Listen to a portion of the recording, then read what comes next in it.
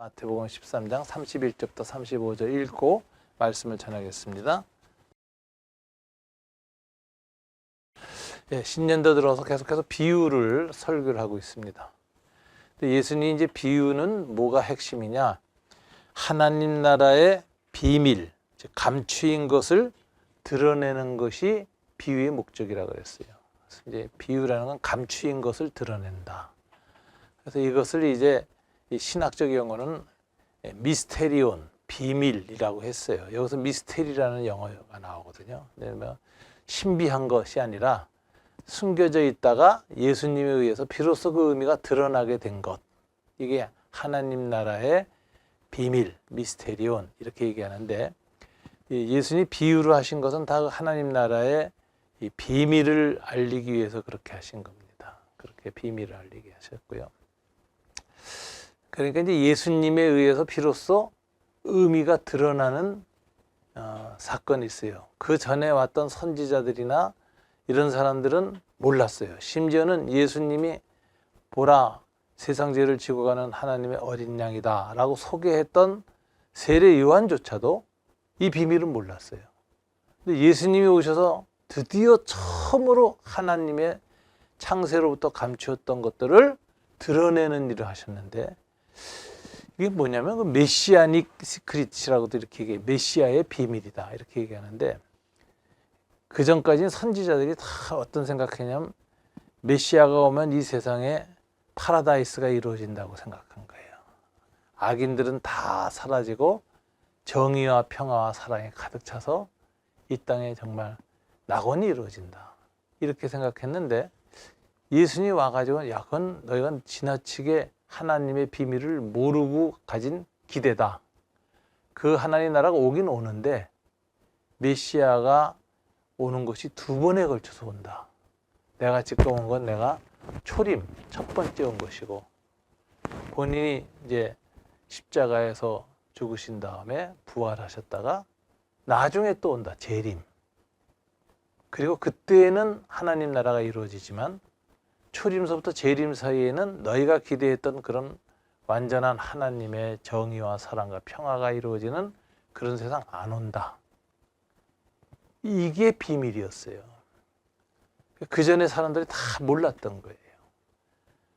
그래서 하나님의 다스림이 이렇게 두 번에 걸쳐서 예수의 초림과 재림이라는 걸쳐서 이루어진다는 건 전혀 예상을 못했어요. 그래서 다들 놀래고 이해가 안 가는 거예요.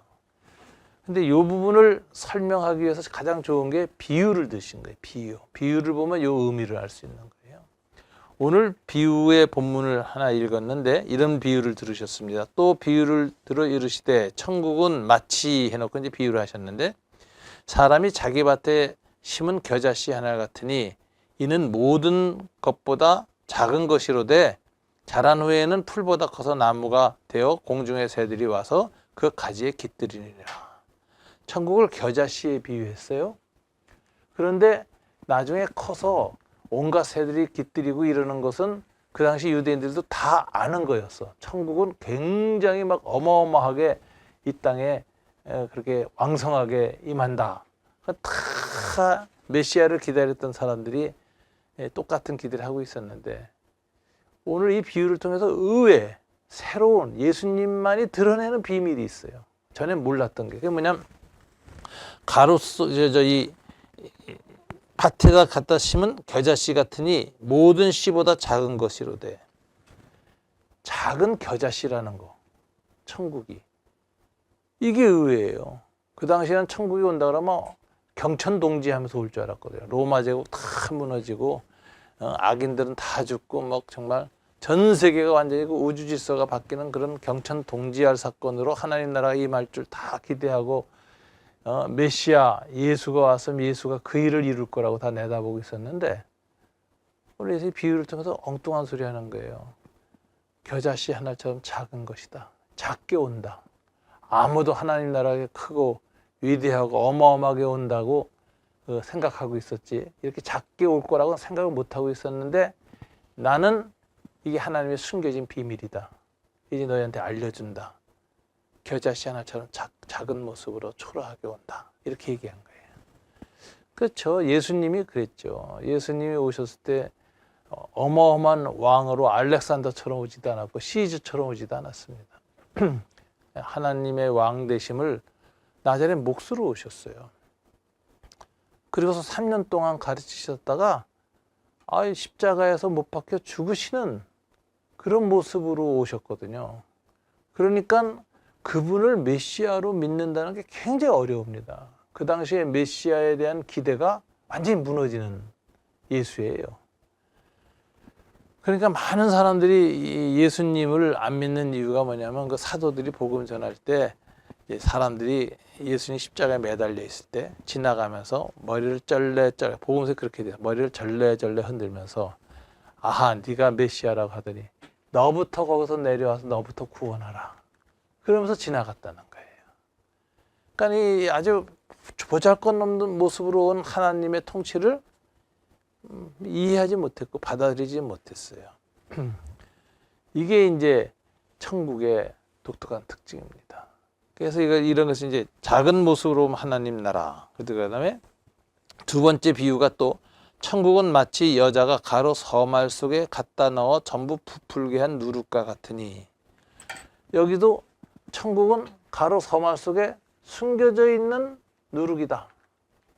나중에 누룩이 이제 부풀려서 다 그 빵이 되고 하잖아요. 밀가루가 부풀려서 발효가 돼서. 근데 그렇게 하기 전에 가로 서말 속에 이렇게 숨겨져 있는 그 상태로 왔다. 아무도 모른다.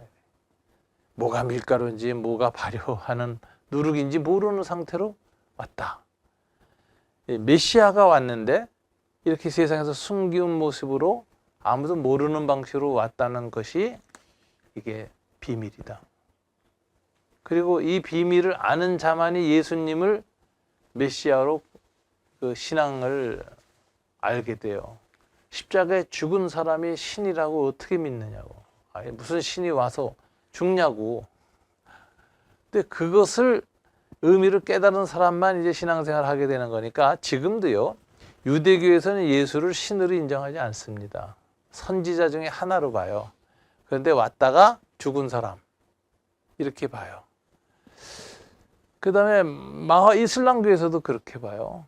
그런데 기독교에서만 이렇게 초라한 모습으로 와서 십자가에 죽은 예수라는 인물이 하나님이시다, 그리스도이시다, 메시아다 이렇게 믿는 거예요. 이게 믿는 게 특이한 거죠. 이게 믿어진다는 게 특이한 겁니다. 저도 스스로 생각할 때 내가 예수님 당시에 태어났고 그 당시에 또 이렇게 열심히 성경 공부를 열심히 하는 랍비가 됐다면 나도 예수 안 믿었을 것 같아요. 분명히. 메시아가 이럴 수가 있나. 사도 바울도 그래서 예수를 이단이라고 봤잖아요. 그래서 핍박하러 다니는데 그건 아주 확신범이었거든요. 사도 바울은. 이거 분명히 이단이다. 나도 그랬을 것 같아요. 아무리 봐도.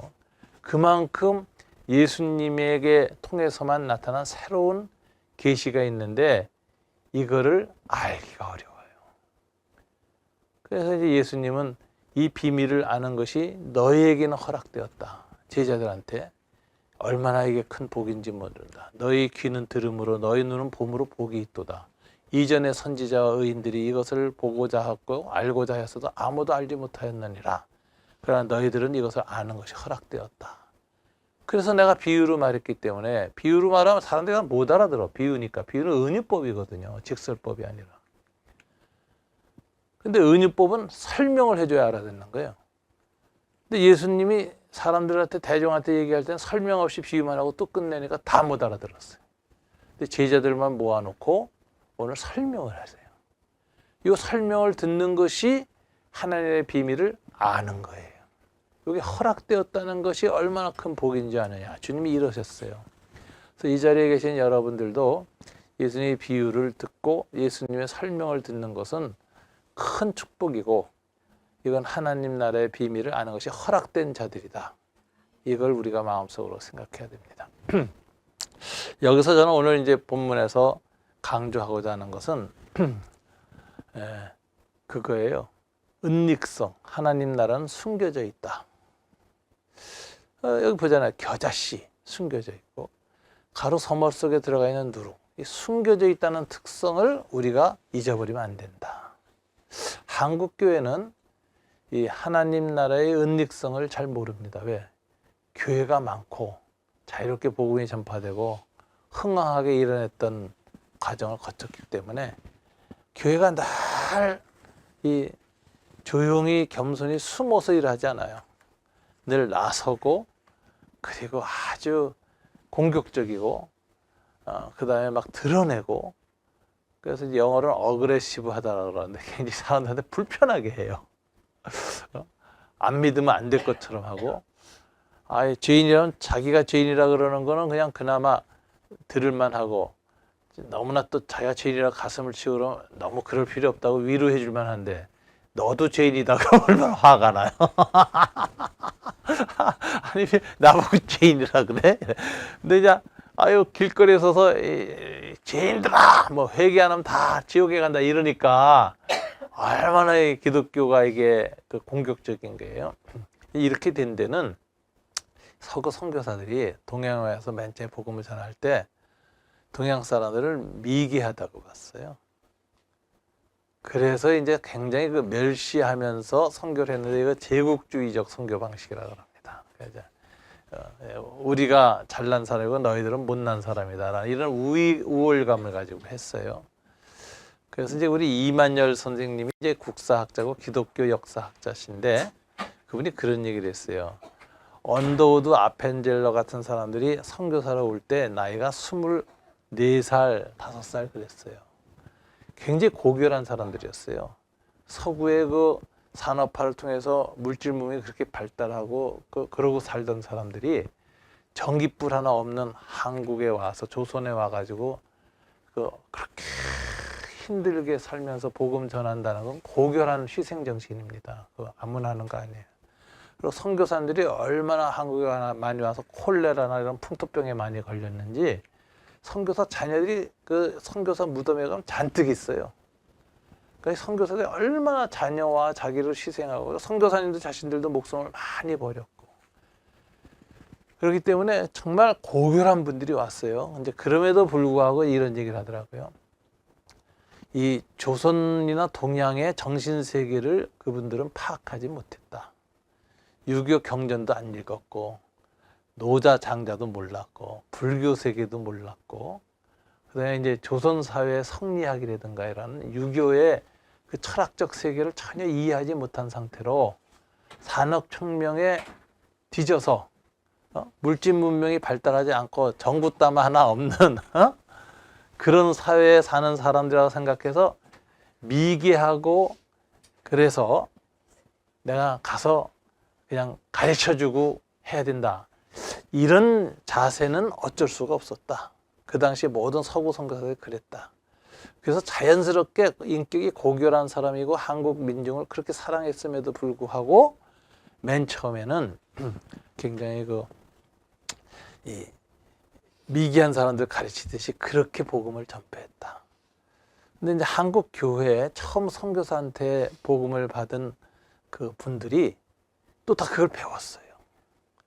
그래야지 한국 교회가 전도하는 방식이나 이런 게 굉장히 좀 거칩니다. 오만합니다. 그리고 상대방을 배려를 잘 안 해요. 그래서 이제 어떤 땐 예의 없이 막 복음을 전해요. 그래서 거부감을 굉장히 만들어내죠. 그런 것들을 우리가 이해를 해야 됩니다. 그런데 예수님의 말씀을 보면 이제 그런 것들 우리가 좀 회개하고 좀 돌이켜야 돼요. 뭐라 그러냐면 하나님의 다스림은 지극히 감추어진 방식으로 왔기 때문에 세상 안에서 숨어서 조용히 드러내지 않고 영향력을 드러내야 된다. 가로 서말 속에 대한 누룩처럼. 이게 주님이 가르친 거예요, 제자들한테. 그래서 이것을 뭐 선교학자들은 익명의 기독교 이렇게 얘기해요. 기독교라는 걸 막 드러내지 않고 기독교 정신을 실천하고 사랑하며 그러다 보면은 믿으라고 막 하지 않아도 감동받아서 마음을 열고 믿게 되고 그래서 복음이 전파되는 것인지 그렇게 뭐 난리쳐서 되는 게 아니다. 이렇게 이제 이게 하나님의 그 나라의 비유 속에 나타난 숨어 있음이에요. 보네퍼라고 하는 유명한 독일 신학자도 제자는 세상 속으로 파송을 받았는데 세상을 섬기러 갈 때는 세상의 모습으로 가야 된다. 그래서 이제 이 목사나 이런 선교사들이 선교 잘 못합니다. 대체로 보면. 왜냐하면 너무 목사 방식으로 해. 그래서 이 공격적으로 노골적으로 명시적으로 해요.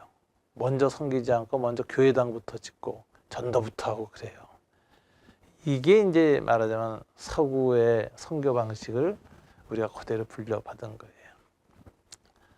근데 우리 이제 오늘 김찬중 장로님이 오셨는데 참 제가 존경하는 분인데, 김찬중 장로님은 평신도이십니다.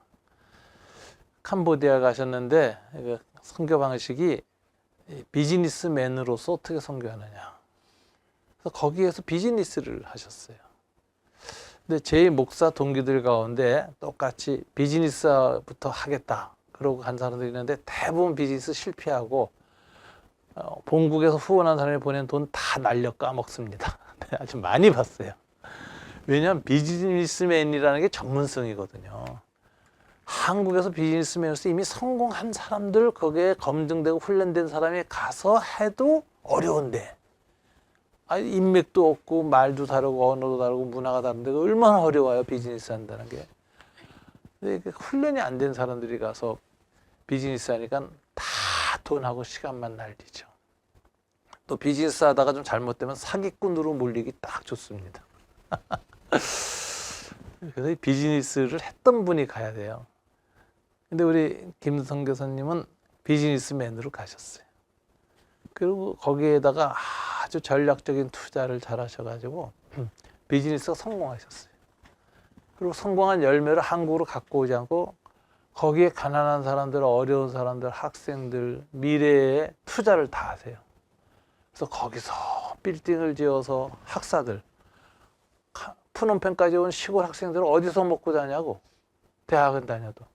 그 태워다 가르치고 교육시키고, 그 학사에 가보면 학사에 아직도 어린아이들 있잖아요. 다 애기들까지.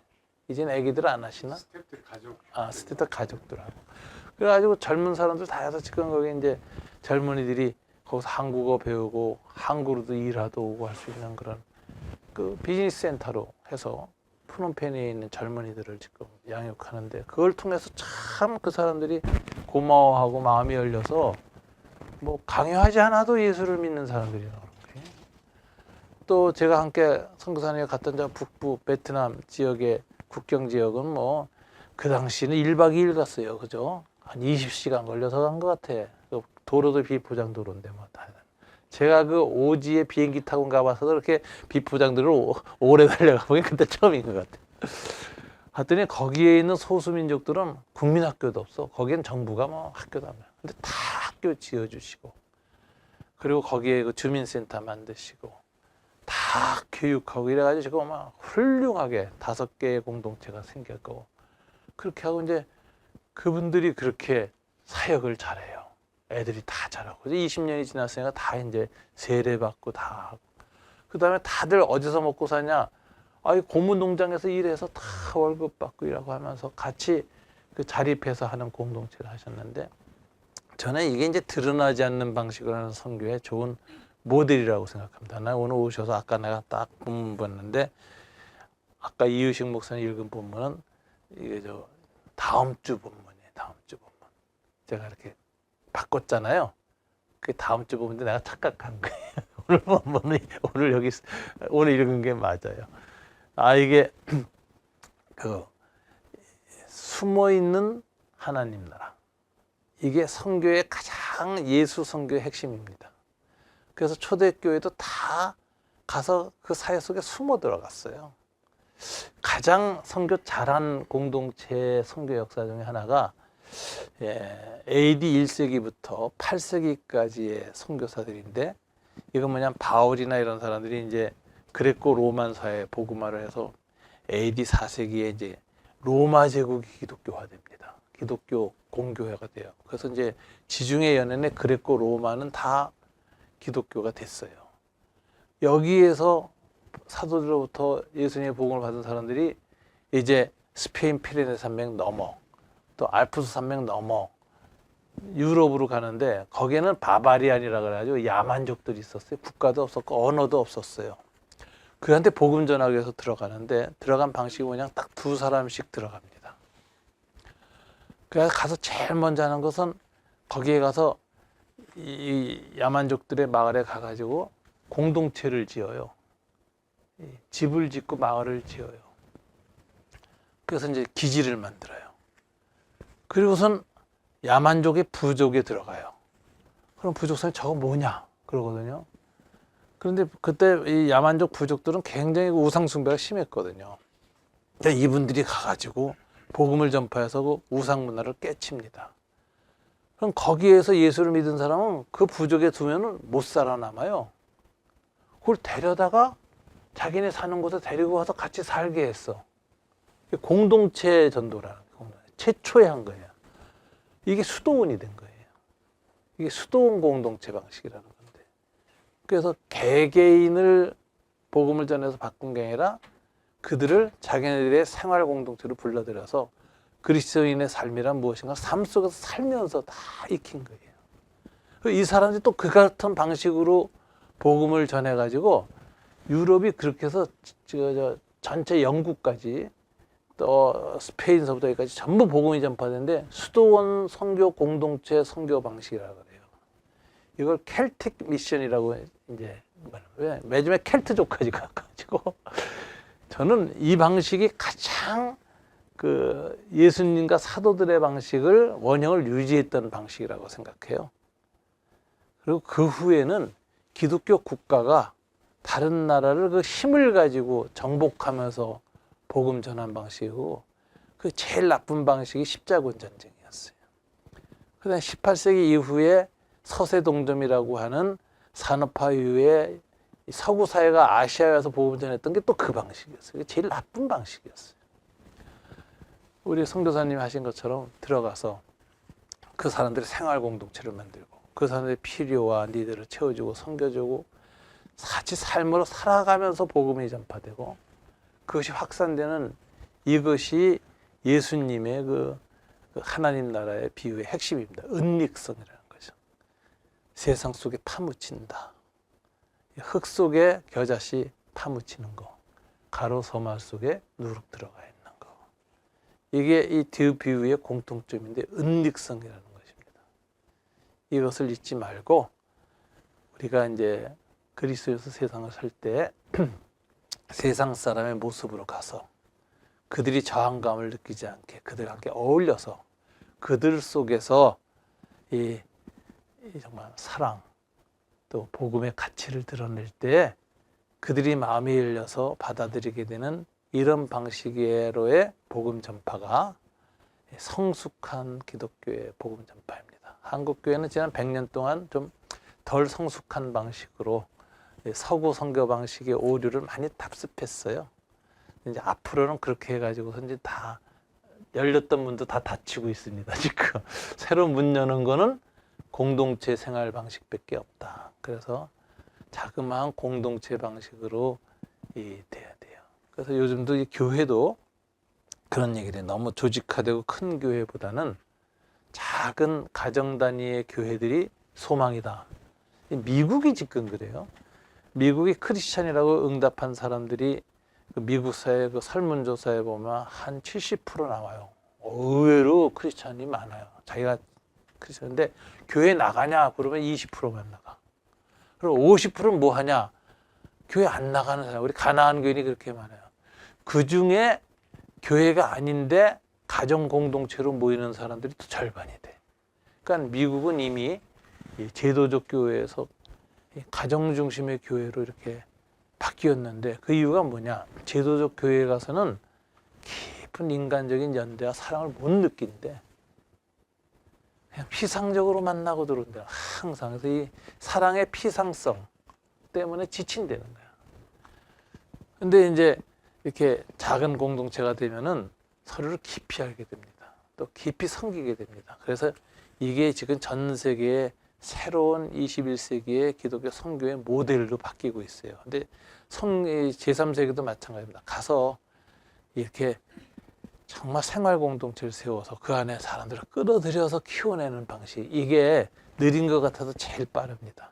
금방 세월 20년 가고 왔던 코올리기들이 지금 청년이 다 돼 있어요. 일꾼이 돼 있고 아주 훌륭한 기독교 교육을 시켜도 그렇게 시킬 수가 없는 거예요. 20년간 키웠으니까. 이래서 복음이 전파되지 옛날 방식으로 되지 않는다. 오늘 하나님 나라의 이 비유, 특징이, 공통점이 숨겨져 있다. 가로 서말 속에, 흙 속에 작은 모습으로 가야 한다. 이걸 우리가 새롭게 배우게 됐습니다.